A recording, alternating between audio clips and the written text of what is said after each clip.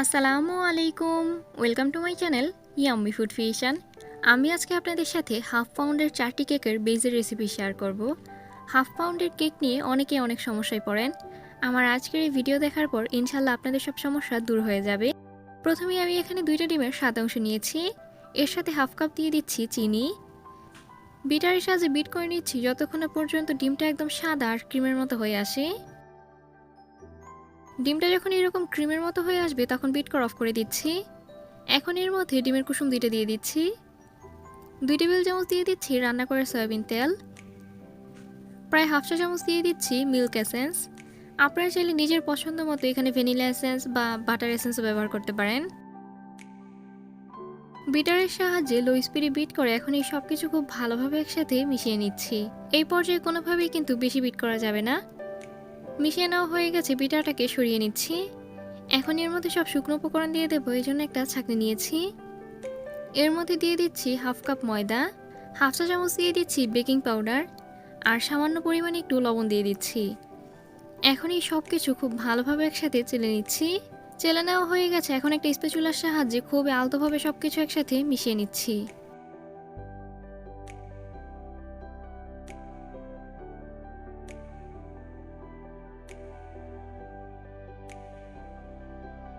মিশিয়ে নেওয়া হয়ে গেছে, আমি আপনাদেরকে দেখিয়ে দিচ্ছি কেকের ব্যাটারটা ঠিক কীরকম হয়েছে।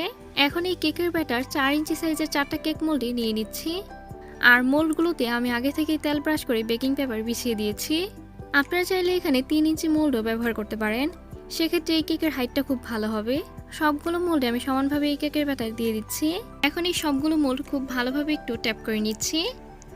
আমি মোল্ড সহই এই কেকের ব্যাটার একটু মেপে নিচ্ছি এখানে কতটুকু হয়েছে। 3টা কেকে 139 গ্রাম হয়েছে আর একটা কেক 122 গ্রাম হয়েছে। যেই কেকের ব্যাটার 122 গ্রাম হয়েছে সেই কেকের ব্যাটারে আমি অন্য কেকের ব্যাটার থেকে একটু কেকের ব্যাটার দিয়ে দিচ্ছি। এখন এই সবগুলো কেক আমি একসাথে চুলাতে বেক করব। চুলায় একটা হাঁড়ি 10 মিনিটের জন্য হাই হিটে প্রিহিট করে নিয়েছি। এখন এর মধ্যে 4টা কেকের মোল্ড একসাথে দিয়ে দিচ্ছি। চুলার আঁচটা একেবারে লোয়ের চাইতে কিছুটা বেশি রেখে বেক করে নিচ্ছি 20 মিনিট। এই কেকটা হতে কিন্তু 15 থেকে 20 মিনিটের বেশি সময় লাগবে না। 20 মিনিট পর ঢাকনাটা তুলে নিচ্ছি।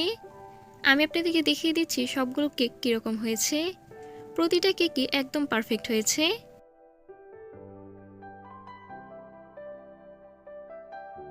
ঠান্ডা হওয়ার পর এখন এই কেক মোল্ড থেকে বের করে নিচ্ছি। আমি আপনাদেরকে মেপে দেখিয়ে দিচ্ছি প্রতিটা কেক কতটুকু হয়েছে। বোর্ডের ওজনটা আমি প্রথমেই মাইনাস করে নিয়েছি। এখন এর মধ্যে কেকটা দিয়ে দিচ্ছি আর কেকের উপরে থাকা বেকিং পেপারটা সরিয়ে নিচ্ছি। কেকটার ওজন হয়েছে 64 গ্রাম। এইরকম প্রতিটা কেকে 64 থেকে 65 গ্রামের মতো ওজন হয়েছে। ডেকোরেশনের সময় এই কেকের মধ্যে কিন্তু whipped cream, sugar syrup, chocolate ganache অনেক কিছুই যাবে।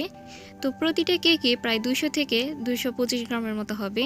ইনশাল্লাহ আগামীকাল এই প্রতিটা কেক কীভাবে ডেকোরেশন করতে হবে এবং প্রতিটা কেকের কতটুকু ওজন হয় আমি আপনাদেরকে ডিটেলসে দেখিয়ে দেব। আশা করি আমার আজকের এই সহজ কেক বেসের রেসিপি আপনাদের কাছে ভালো লেগেছে। ভালো লেগে থাকলে প্লিজ আমার চ্যানেলটা সাবস্ক্রাইব করবেন। আর যারা সাবস্ক্রাইব করেছেন তাদেরকে অসংখ্য ধন্যবাদ। সবাই অনেক বেশি ভালো থাকবেন, সবাই সবার জন্য দোয়া করবেন। আল্লাহ হাফিজ।